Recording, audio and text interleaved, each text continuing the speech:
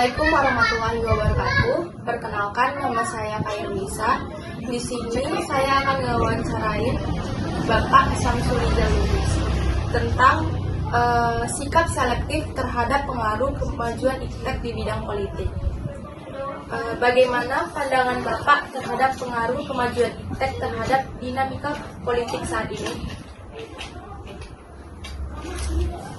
Biasa aja, karena itu merupakan suatu kebutuhan, jadi tidak ada pengaruh yang signifikan. Karena semua pihak, semua orang, semua partai politik menggunakan segala media, baik itu media sosial, media cyber dan sebagainya. Bagaimana sikap Bapak terhadap pemanfaatan teknologi dalam pengambilan keputusan politik? Dalam keputusan politik itu bisa digunakan sebagai salah satu sarana komunikator, jadi agen of change, dan juga sarana interaksi, dan tergantung kebutuhannya mau dijadikan apa sarana itu. Apakah menurut Bapak kemajuan iptek dapat memberikan keuntungan atau kerugian dalam proses politik? Keuntungan dan kerugian tergantung pemanfaatannya seperti apa. Kalau pemanfaatannya salah, golongan tertentu pasti akan dapat kerugian. Jadi semuanya harus ada hitung-hitungan, harus ada antisipasi langkah-langkah, mekanisme yang perlu dilakukan untuk memutuskan agar keuntungan dapat diraih. Tetapi kalau salah dalam menentukan atau planning yang dilakukan, pasti akan mendapatkan kerugian. Jadi tergantung. Apakah Bapak percaya bahwa kemajuan iptek dapat membantu meningkatkan transparansi dalam pemerintahan? Iya, saya. Bagaimana seharusnya generasi muda berpartisipasi dalam politik di era digital ini? Generasi muda harusnya bisa berperan memanfaatkan platform segala teknologi iptek yang berbasis digital sebagai media untuk memberikan ruang bagi dirinya, karena teknologi ini tentu lebih familiar di kalangan usia muda. Hanya saja tinggal bagaimana pola pemanfaatan, penempatan maupun pemikiran yang dilakukan untuk mewujudkan demokrasi bagi aspirasinya, baik itu masyarakat di kalangan usia muda, milenial, zilenial.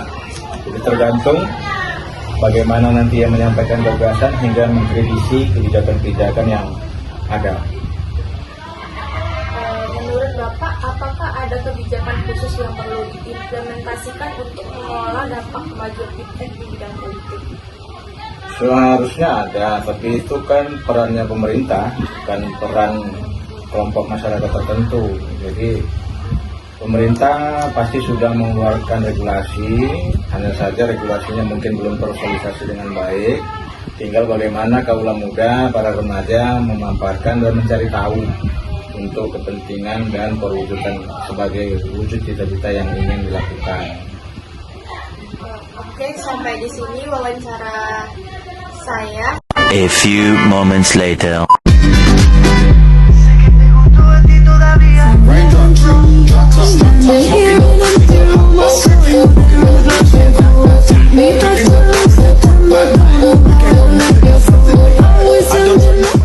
Oh my God!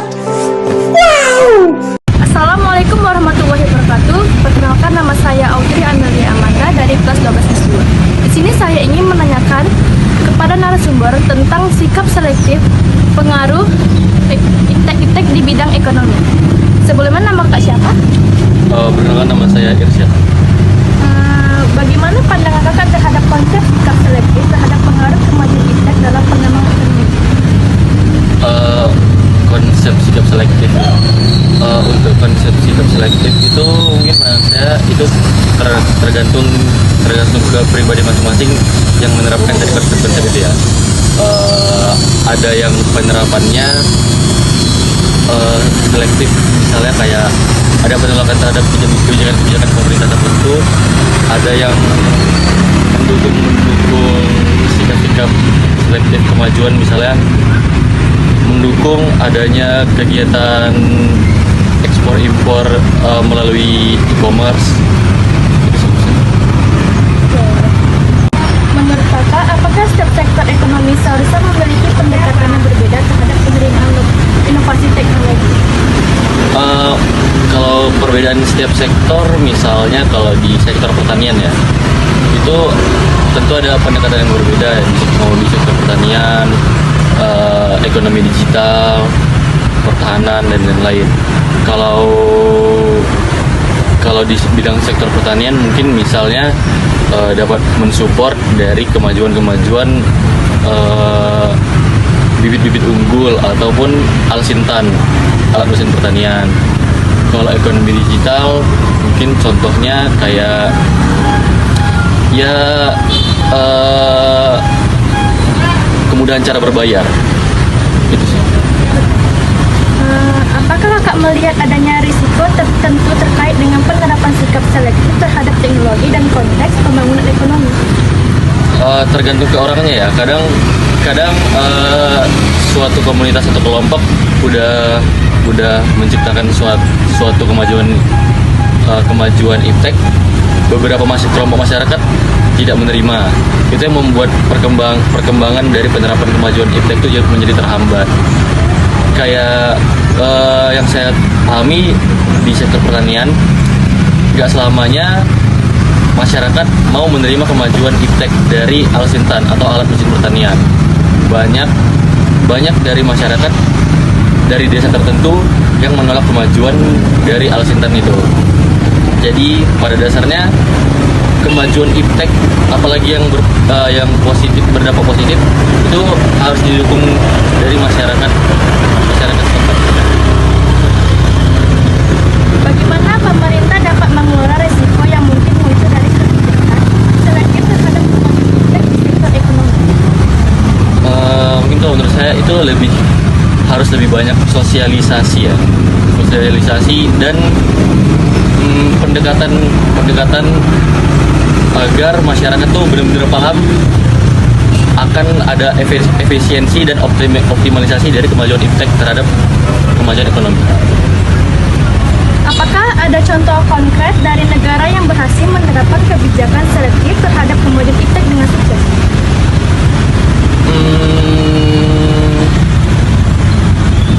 Kebijakan konkret mungkin untuk penghambatan impor ya, kita kebijakan konkret ini mungkin saya tidak tahu pasti, cuman setahu saya pemerintah juga membatasi impor dan mengedepankan produk lokal. Itu sih kebijakan selektif. Apa harapan kakak terhadap pemanfaatan kemajuan iptek agar dapat memberikan manfaat maksimal bagi pembangunan ekonomi global? Untuk pembangunan ekonomi global, maaf boleh diulangi pertanyaan? Apakah harapan kakak terhadap pemanfaatan kemajuan iptek agar dapat memberikan manfaat maksimal bagi pembangunan ekonomi global? Pertama dari kemudahan kita berkomunikasi dari jarak yang jauh ya, misalnya dari negara ke negara, kemajuan iptek itu bisa mempercepat proses kemajuan ekonomi lah. Dengan adanya iptek kita juga memudahkan untuk impor dari efisiensi waktu, optimalisasi mesin, jadi bisa produksinya bisa optimal aja sih. Itu harapannya, bisa optimal dari segi produksi. Oke, baiklah, terima kasih kepada Bapak Ican. Sekian dari saya. Wassalamualaikum warahmatullahi wabarakatuh. A few moments later.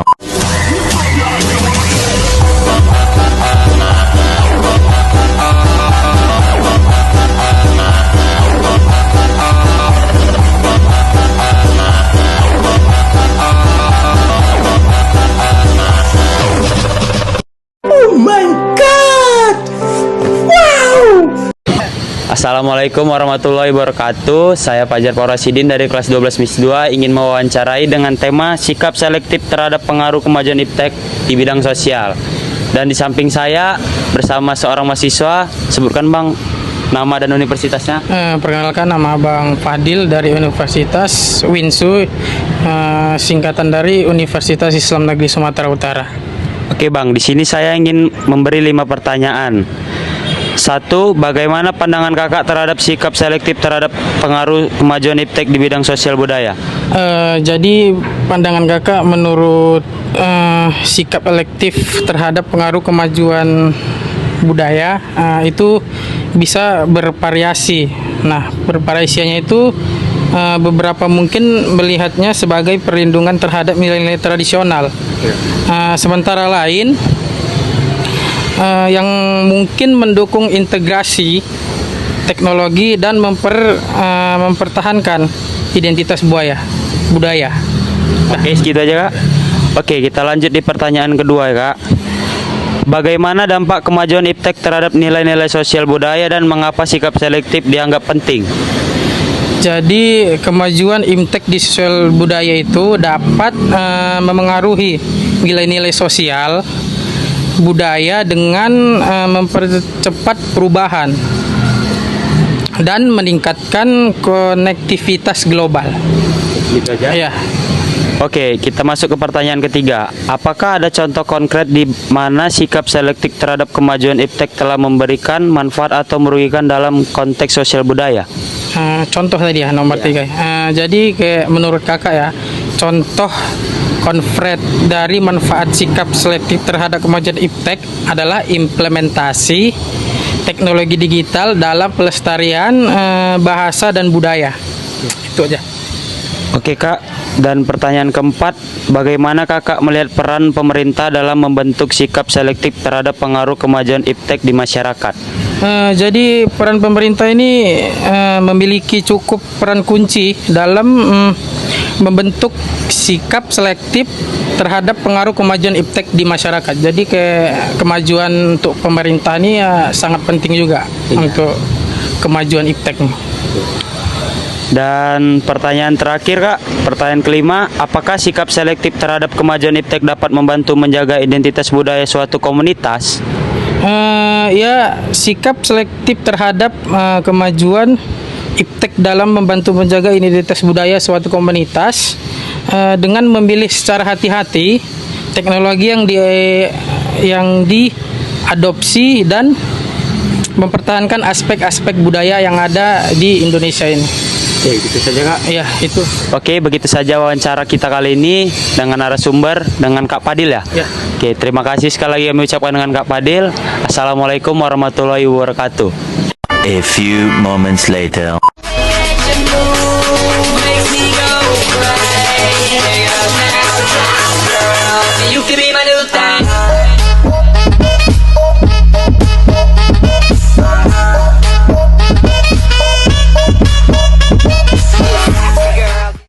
Oh my god! Wow! Assalamualaikum warahmatullahi wabarakatuh. Perkenalkan, nama saya Rafika Fiki Bergiting. Di sini saya akan mewawancarai dengan nama siapa Kak? Dinan Tarigan. Dan kakak asal kuliah di mana? Yusuf. Oke, terima kasih. Saya akan mewawancarai kakak seputar tentang sikap selektif terhadap pengaruh kemajuan iptek di bidang pertahanan dan keamanan. Baik Kak, saya akan mewawancarai kakak dengan 5 soal saja. 1. Bagaimana kakak mengenai risiko keamanan siber yang dapat muncul seiring dengan penerapan teknologi canggih di sektor pertahanan? Suatu tindakan kejahatan yang berkaitan dengan komputer maupun perangkat jaringan. Biasanya kejahatan ini dilakukan secara online.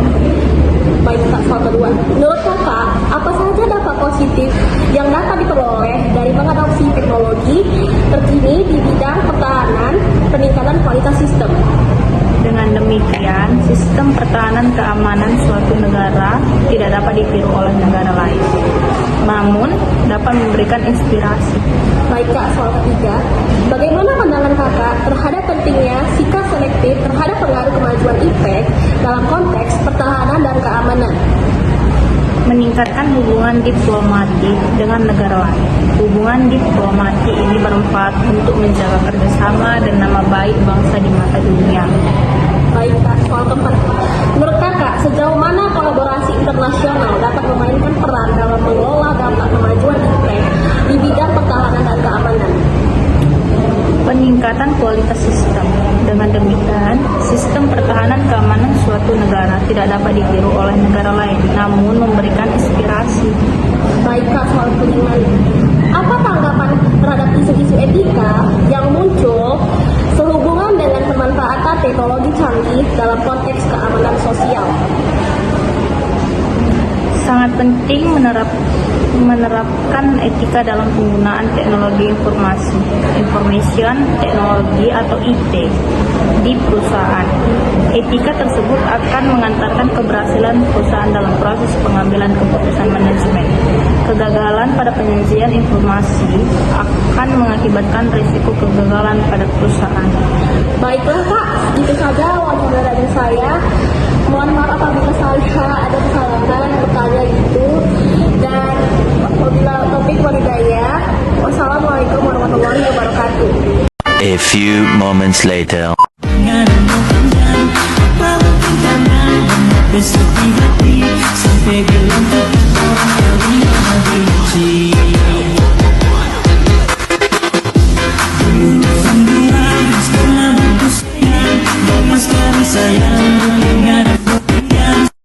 Oh my god! Wow! Assalamualaikum warahmatullahi wabarakatuh. Perkenalkan, nama saya Kairnisa. Saya dari kelompok 4 akan mewawancarai tentang sikap selektif terhadap kemajuan iptek di bidang ideologi kepada narasumber Kakak. Perkenalkan, nama saya Margareta Cimotang. Sini saya sebagai narasumber dari Kairnisa. Oke.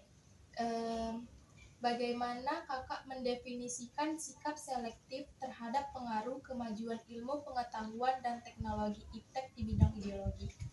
Kalau saya sendiri, kan kita tahu sendiri kan, teknologi sekarang, Ica juga sekarang ini direkam dengan video dengan kemajuan teknologi.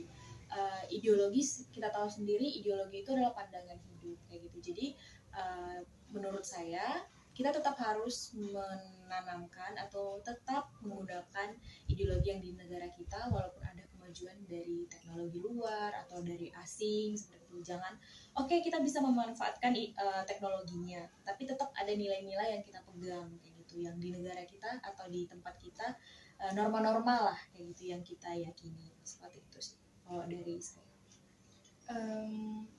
Bagaimana seseorang dapat memastikan bahwa sikap selektifnya terhadap kemajuan iptek tidak menghambat pemahaman yang holistik terhadap ideologi yang lebih luas? Kalau menurut saya, kembali lagi kayak pandangannya itu ke orang tua juga, peranan orang tua dan peranan teman-teman juga. Kalau misalnya punya adik atau punya saudara, kita memberitahu nih, apa setiap hal itu pasti ada hal positif dan negatifnya pasti kan. Setiap apa yang kita lakukan pasti, kalau kita pun melarang nih atau kita nggak menerima dari kemajuan teknologi ini, gaptek dong kita ya kan, ya ikut perkembangan zaman dong. Tapi kalau kita ikuti apa nih yang harus ditanamkan dari kita, kamu bisa menggunakan gadget, tapi untuk apa kayak gitu, atau untuk melakukan hal-hal nonton-nonton yang nggak benar atau main game hanya untuk itu, atau untuk belajar. Jadi yang harus kita tekankan kembali lagi ke dalam diri, sebenarnya tujuan dari teknologi ini, sesimpel gadget ini untuk apa gitu, yang mau kita manfaatkan ke diri kita. Seperti itu sih. Sejauh mana perkembangan iptek dapat membentuk atau merubah ideologi seseorang, dan apakah hal ini dapat menghadirkan konflik internal? Kalau sejauh mana, pasti berpengaruh. Pasti mau parah atau tidaknya, positif atau negatifnya, itu tergantung ke orangnya lagi. Bagaimana atau apa yang dia gunakan atau apa tujuan dia menggunakan atau tanggapan dia terhadap teknologi ini. Jadi ke depannya ya kita lihat kayak gini, kita sesuaikan kayak gitu. Kalau mau terjadi konflik, banyak loh yang sekarang istilahnya kayak kita dengan menggunakan sosial media kayak gitu kan, komentar-komentar jahat di mana-mana, itu juga termasuk kayak gitu, penyalahgunaan teknologi kayak gitu. Baru jangan salah kayak gitu, teknologi ini dua mata pisau kayak gitu. Ini bisa jadi ilmu, bisa juga jadi perangkap sama kita. Kenapa kakak bilang jadi ilmu sama perangkap? Kalau Ica gunakan untuk belajar, pasti banyak kan, apalagi kalau tanya Google semua dapat gitu. Tapi kalau Ica gunakan ini hanya untuk main game atau melihat ya scroll TikTok, pasti banyak ruginya kayak gitu kan. Banyak waktu yang terbuang, nggak belajar, terus ya kesehatan juga terganggu gitu. Jadi tergantung kitanya. Kalau ini bisa jadi peperangan, bisa kayak gitu. Ini siapa tahu nih jadi cara negara luar membodohkan generasi kita gitu. Di saat kita generasi yang sebenarnya belum siap menerima teknologi kayak gitu. Jadi ideologi, sedangkan negara kita istilahnya kayak sesimpel kalau kita dipanggil orang tua lah kayak gitu. Kalau dulu kan kita kalau dipanggil harus nyaut kayak gitu kan, harus iya kan. Tapi sekarang karena asik nih gadget ini kayak gitu, tertutup semua telinga itu kayak nggak ada kayak gitu. Jadi nggak kita dengar. Itu pun sudah pergeseran. Banyak juga yang orang tua kita kayak sekarang lah, kita makan gitu, kumpul keluarga, tapi bukan cerita. Kalau dulu kan kita masih ngobrol segala macam, ini udah enggak gitu, asik dengan dunianya sendiri kayak gitu. Itu aja sudah mulai pergeseran. Kalau mau konflik ya pasti bakal ada kalau tidak digunakan dengan baik. Bagaimana kakak melihat peran pendidikan dalam membentuk sikap selektif terhadap pengaruh kemajuan iptek di bidang ideologi? Kayak yang tadi udah kakak bilang kan, sekolah sangat berperan gitu, karena sekarang pasti Ica juga sekarang dituntut kan gunakan gadget nih, kita belajar harus pakai ini, mungkin ada sistem akademiknya juga ya, upload ke sini kayak gitu kan. Ya gitu, sekolah maunya atau pihak pendidikan boleh meminta atau siswa untuk ayo gunakan gadget, tapi dengan tahu juga dampaknya apa kayak gitu. Apakah mereka bisa mengkontrol nanti anak-anak ini di sekolah, niatnya sebenarnya awalnya untuk belajar, tapi kan nggak tahu, anak-anak sekarang kan pinter-pinter nih curi-curi untuk main-main yang lain, malah HP ini yang buat nggak fokus belajar kayak gitu. Jadi di situ yang perlu dikontrol dan pasti berpengaruh banget pendidikan ini, dan mereka mengajarkan. Mungkin kalau kita menggunakan HP atau laptop itu hanya sebatas untuk mengerjakan tugas, ternyata kalau diajarin di sekolah itu bisa berguna lebih gitu. Itu bisa jadi penghasilan juga kalau kita lebih pintar, atau ngedit video juga kan, itu banyak konten-konten kreator kayak gitu. Itu sih perannya menurut saya. Apakah terdapat risiko bahwa sikap selektif terhadap iptek dapat menghasilkan ketidakmampuan untuk mengakomodasi perubahan sosial yang disebabkan oleh inovasi? Kalau itu pasti banyak kayak gitu dampaknya ini aja kan. Kalau ke sosial itu sekarang orang banyak lebih senang sendiri kan ya. Walaupun kita nongkrong kayak gini bareng, kita asik dengan dunia sendiri, itu aja udah pergeseran nilai sebenarnya kayak gitu. Jadi nggak ada lagi kayak di perkumpulan itu kita niatnya untuk ngobrol, tapi malah asik dengan gadget kayak gitu. Jadi pasti banyak pergeseran kalau kita nggak siap dengan teknologinya, dan nilai-nilai ideologi kita itu yang ditanamkan ke kita itu nggak kuat kayak gitu fondasinya. Sekian wawancara saya sampai di sini. Wassalamualaikum warahmatullahi wabarakatuh.